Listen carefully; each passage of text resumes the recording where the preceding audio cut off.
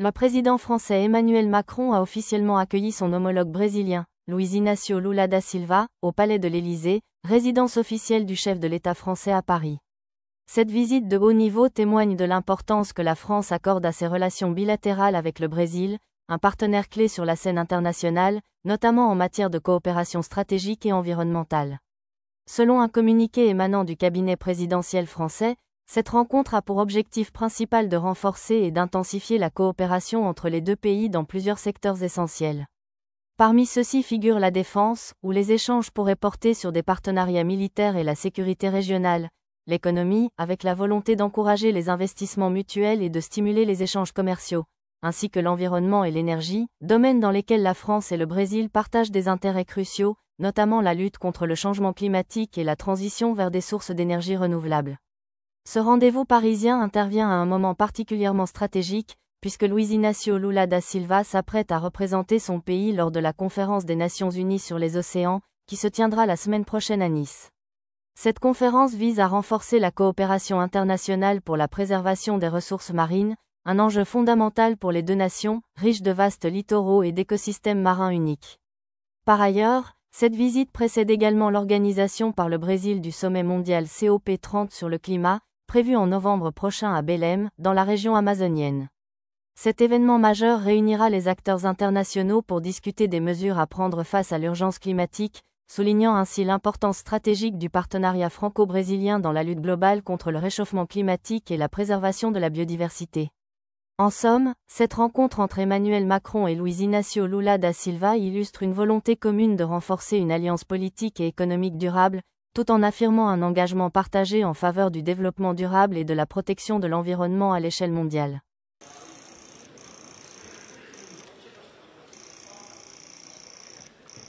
Pourquoi les hommes politiques doivent toujours montrer du doigt? Monsieur le Président, cher Lula. Des vacances, tu vas où? Expus ao presidente Macron minha convicção sobre o papel estratégico de parceria entre o Mercosul e a União Europeia. E quero, Macron, afirmar na frente da imprensa brasileira e francesa que eu assumirei a presidência do Mercosul no próximo dia 6. E ao assumir a presidência, um mandato de 6 meses, eu quero lhe comunicar que não deixarei a presidência do Mercosul sem concluir o acordo com a União Europeia. Portanto, meu caro, abre o seu coração para a possibilidade de fazer esse acordo com o nosso querido Mercosul. Fontinelli, da Folha de São Paulo. A minha pergunta para os dois presidentes é sobre o conflito na Ucrânia. Esta é a melhor resposta que nossas regiões podem dar diante do cenário de incertezas criado pelo retorno do unilateralisme e protecionismo tarifário. Veuillez ici à nouveau accepter toute notre amitié pour vous. Cet accord, dans le moment stratégique que nous vivons, il est bon pour beaucoup de secteurs. Mais il fait porter un risque pour l'agriculture des pays européens. Pourquoi? Parce que l'Europe, pour des principes d'ailleurs que le président Lula, son gouvernement partage et qu'il a défendu tout à l'heure admirablement, l'écologie, c'est-à-dire pour réduire les émissions de CO2, pour préserver la biodiversité, nous on a interdit à nos agriculteurs d'utiliser des composantes. On leur a demandé de changer leurs pratiques. Et c'est une bonne chose, c'est la même vision de progrès qu'on partage. Mais les pays du Mercosur ne sont pas du tout au même niveau réglementaire. Donc il y a très clairement une différence majeure, qui n'est pas une différence de compétitivité, de spécialité, mais de normes. Les contraintes ne sont pas les mêmes. Se vingar do ataque recente de drones da Ucrânia e considerando a boa interlocução que o presidente Lula... Donc oui, nous voulons ouvrir, oui, nous voulons plus de commerce, mais on doit respecter nos agriculteurs, respecter aussi la cohérence de nos ambitions. Parce que sinon, ça ne sert à rien que l'Europe veuille défendre le climat, autant qu'elle ferme toute son industrie, toute son agriculture. Puisqu'elle importerait des choses qui sont faites avec des pratiques moins bonnes que chez elle, et elle contraindrait des producteurs qui finalement n'auraient plus de marché. Donc oui, nous devons améliorer ce texte. C'est inacceptable en l'état. Est-ce qu'il vous semble possible de rouvrir? Porque se os agricultores brasileiros e franceses conhecerem o que a gente pode vender, o que a gente pode comprar, não há por que negar o acordo.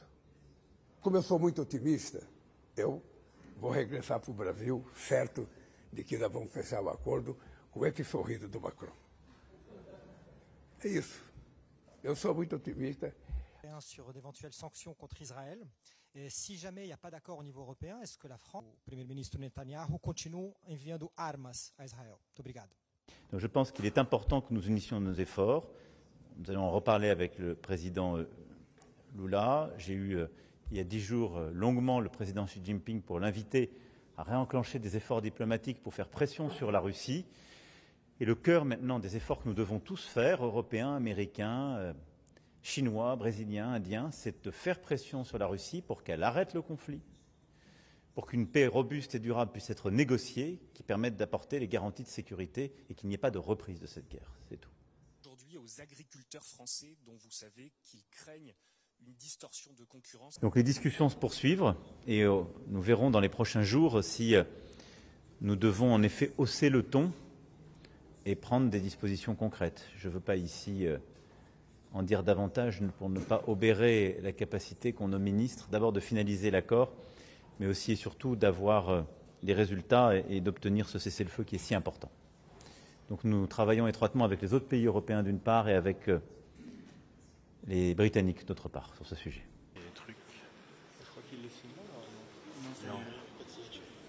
O que está acontecendo em Gaza não é uma guerra. O que está acontecendo em Gaza é um genocídio de um exército altamente preparado contra mulheres e crianças. É isso que está acontecendo. E é isso contra isso que a humanidade tem que se dignar. É contra isso que a sociedade tem que se dignar.